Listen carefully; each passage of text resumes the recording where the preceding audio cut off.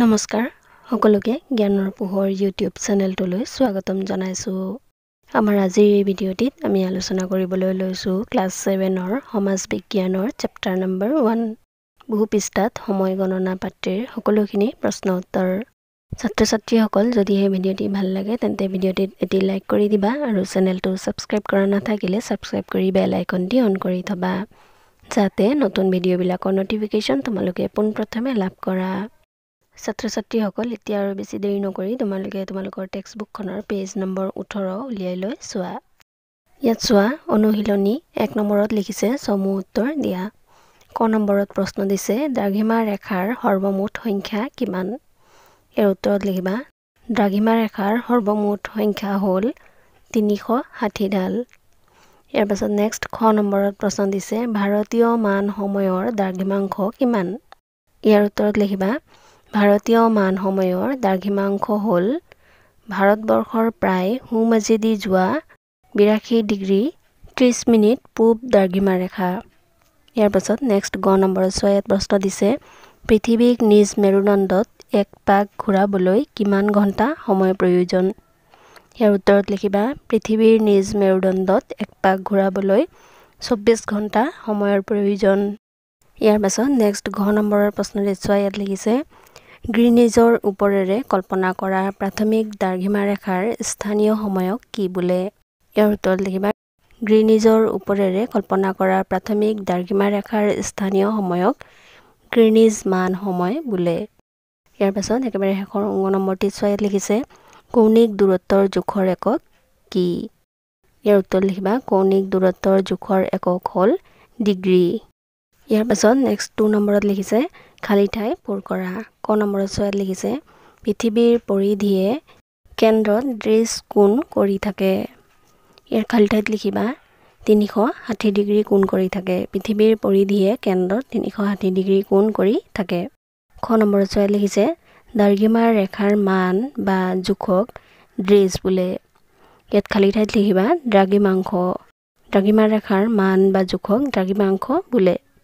ইয়াৰ পাছত নেক্সট গ নম্বৰত চোৱা ইয়াত লিখিছে প্ৰাথমিক দ্ৰাঘিমা ৰেখাৰ কৌণিক দূৰত্ব ড্ৰেজ দ্ৰাঘিমাংশ। ইয়াত খালী ঠাইত হ'ব 0 ডিগ্ৰী দ্ৰাঘিমাংশ। প্ৰাথমিক দ্ৰাঘিমা ৰেখাৰ কৌণিক দূৰত্ব 0 ডিগ্ৰী দ্ৰাঘিমাংশ। ইয়াৰ পাছত নেক্সট ঘ নম্বৰত চোৱা ইয়াত লিখিছে মধ্যাহ্ন সূৰ্যৰ পৰা পূব ফালে 15 ডিগ্ৰী আঁতৰত থকা ঠাইখনত ড্ৰেজ বাজিব। ইয়াত খালী ঠাইত হ'ব এটা। মধ্যাহ্ন সূৰ্যৰ পৰা পূব ফালে 15 ডিগ্ৰী আঁতৰত থকা ঠাইখনত এটা বাজিব। ইয়াৰ পাছত নেক্সট পেজ নম্বৰ 19ত চোৱা ইয়াত 3 নম্বৰত লিখিছে সঁচা মিছা নিৰ্ণয় কৰা। ক নম্বৰত চোৱা ইয়াত লিখিছে পৃথিৱীৰ আহ্নিক গতিৰ ফলত পশ্চিমৰ ঠাইসমূহ পূবতকৈ আগতে সূৰ্যৰ সন্মুখীন হয়। এইটো হ'ব মিছা। ইয়াৰ পাছত নেক্সট খ নম্বৰত চোৱা ইয়াত লিখিছে ভ্ৰমণকাৰীয়ে পূব দিশৰ পৰা 180 ডিগ্ৰী অতিক্ৰম কৰাৰ সময়ত এদিন যোগ দি ল'ব লাগে। এইটো হ'ব মিছা। ইয়াৰ পাছত গ নম্বৰত চোৱা ইয়াত লিখিছে কোনো এখন ঠাইত নিশা 12 বাজিলে ঠাইখনত এটা দিন শেষ হয় আৰু অন্য এটা দিন আৰম্ভ হয়। এইটো হ'ব সঁচা। ইয়াৰ পাছত নেক্সট ঘ নম্বৰত চোৱা ইয়াত লিখিছে 180 ডিগ্ৰী দ্ৰাঘিমাংশত সময়ৰ ব্যৱধান 12 ঘণ্টা। এইটো হ'ব সঁচা। আৰু একেবাৰে শেষৰ অংগ নম্বৰত চোৱা ইয়াত লিখিছে গ্ৰীনিজতকৈ পিছত সন্ধিয়া হোৱা ঠাই এখন পশ্চিম দ্ৰাঘিমাংশত অৱস্থিত। এইটো হ'ব সঁচা। ইয়াৰ পাছত নেক্সট 4 নম্বৰত চোৱা ইয়াত লিখিছে শুদ্ধ উত্তৰটো বাছি উলিওৱা। ইয়াত শুদ্ধ উত্তৰ লিখিবলৈ কৈছে ক নম্বৰত চোৱা ইয়াত লিখিছে ভ্ৰমণকাৰীয়ে গ্ৰীনিজৰ মান সময় অনুসৰে গ্ৰীনিজৰ পশ্চিমে গ'লে সময় লাভ / লোকচান হোৱা বুলি অনুভৱ কৰে। ইয়াৰ শুদ্ধ উত্তৰটি হ'ব লাভ। ভ্ৰমণকাৰীয়ে গ্ৰীনিজৰ মান সময় অনুসাৰে গ্ৰীনিজৰ পশ্চিমে গ'লে সময় লাভ হোৱা বুলি অনুভৱ কৰে। ইয়াৰ পাছত নেক্সট খ নম্বৰত চোৱা ইয়াত লিখিছে গ্ৰীনিজতকৈ মুম্বাইত আগতে সূৰ্য উদয় হয় গতিকে মুম্বাই পূব / পশ্চিম দ্ৰাঘিমাংশত অৱস্থিত। ইয়াৰ শুদ্ধ উত্তৰটো হ'ব পূব। গ্ৰীনিজতকৈ মুম্বাইত আগতে সূৰ্য উদয় হয় গতিকে মুম্বাই পূব দ্ৰাঘিমাংশত অৱস্থিত। ইয়াৰ পাছত নেক্সট গ নম্বৰত চোৱা ইয়াত লিখিছে প্ৰাথমিক দ্ৰাঘিমা ৰেখাৰ পূবৰ প্ৰতি ডিগ্ৰী দ্ৰাঘিমা ৰেখাত 4 মিনিটকৈ সময় আগবঢ়া অব্লিক পিছপৰা। ইয়াৰ শুদ্ধ উত্তৰটো হ'ব প্ৰাথমিক দ্ৰাঘিমা ৰেখাৰ পূবৰ প্ৰতি ডিগ্ৰী দ্ৰাঘিমা ৰেখাত 4 মিনিটকৈ সময় আগবঢ়া। ইয়াৰ পাছত নেক্সট ঘ নম্বৰত ইয়াত লিখিছে ভাৰতীয় মান দ্ৰাঘিমা ৰেখা হিচাপে 83 degree 20 minute oblique 90 degree oblique 82 degree 30 minute পূব দ্ৰাঘিমা ৰেখাডালক গ্ৰহণ কৰা হৈছে। ইয়াৰ শুদ্ধ উত্তৰটো হ'ব 82 ডিগ্ৰী 30 মিনিট। ভাৰতীয় মান দ্ৰাঘিমা ৰেখা হিচাপে 82 ডিগ্ৰী 30 মিনিট পূব দ্ৰাঘিমা ৰেখাডালক গ্ৰহণ কৰা হৈছে। ইয়াৰ পাছত একেবাৰে শেষৰ অংগ নম্বৰটোত ইয়াত লিখিছে আমি পিন্ধা সাধাৰণ হাতঘড়ীবোৰ স্থানীয় সময় অব্লিক গ্ৰীনিজ মান সময় অব্লিক ভাৰতীয় মান সময় মতে চলে। ইয়াৰ শুদ্ধ উত্তৰটো হ'ব ভাৰতীয় মান। ইয়াত হ'ব আমি পিন্ধা সাধাৰণ হাতঘড়ীবোৰ ভাৰতীয় মান সময়মতে চলে। ইয়াৰ পাছত নেক্সট 5 নম্বৰত ইয়াত লিখিছে পাৰ্থক্য লিখা। ক নম্বৰত দিছে অক্ষৰেখা আৰু দ্ৰাঘিমা ৰেখা।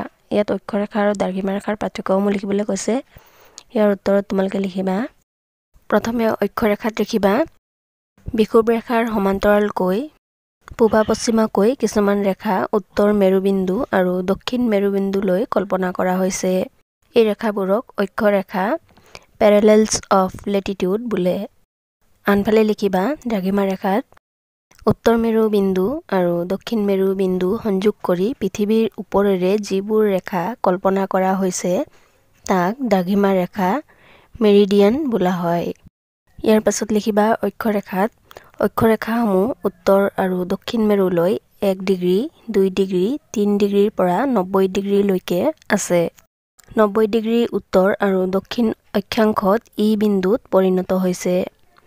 সেইটো চাইডে লিখিবা দ্ৰাঘিমা ৰেখাবোৰ 0 ডিগ্ৰীৰ পৰা পূবলৈ 180 ডাল আৰু পশ্চিমলৈ 180 ডাল মুঠ 360 ডাল দ্ৰাঘিমা ৰেখা কল্পনা কৰা হৈছে। ইয়াৰ পাছত নেক্সট লিখিবা অক্ষৰেখাসমূহৰ মান বা জোখক অক্ষাংশ বুলি কোৱা হয়। অক্ষাংশ নিৰ্ণয় কৰিবলৈ কৌণিক দূৰত্ব এংগুলাৰ ডিষ্টেন্সৰ প্ৰয়োজন। এইটো চাইডে লিখিবা দ্ৰাঘিমা ৰেখাৰ মান বা জোখক দ্ৰাঘিমাংশ বুলি কোৱা হয়। ইয়াৰ পাছত 5 নম্বৰৰ খত ইয়াত লিখিছে স্থানীয় সময় আৰু মান সময় এই দুটাৰ পাৰ্থক্য লিখিব কৈছে। ইয়াত তোমালোকে লিখিবা স্থানীয় সময় কোনো এখন ঠাইৰ মধ্যাহ্ন সূৰ্যৰ অৱস্থানৰ ওপৰত ভিত্তি কৰি যি সময় গণনা কৰা হয় তাকেই ঠাইখনৰ স্থানীয় সময় বোলে। সেইটো চাইডে মান সময়ত লিখিবা কোনো এখন ঠাইৰ মধ্যাহ্ন সূৰ্যৰ অৱস্থানৰ ওপৰত ভিত্তি কৰি যি সময় গণনা কৰা হয় তাকেই ঠাইখনৰ স্থানীয় সময় বোলে। ইয়াৰ পাছত নেক্সট স্থানীয় সময়ত লিখিবা কোনো এখন ঠাইৰ স্থানীয় সময় উলিয়াবলৈ প্ৰাথমিক দ্ৰাঘিমা ৰেখাৰ মান সময়ক ভিত্তি হিচাপে লোৱা হয়।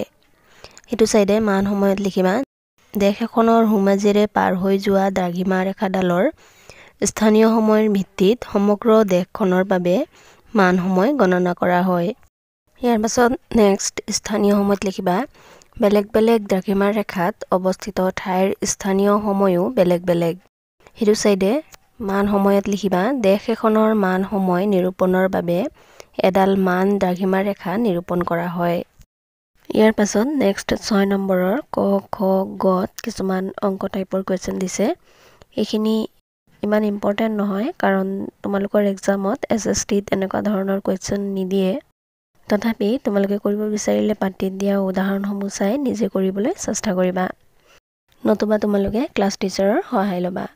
ছাত্ৰ ছাত্ৰীসকল আজিৰ ভিডিঅ'টি ইমানেই। ধন্যবাদ।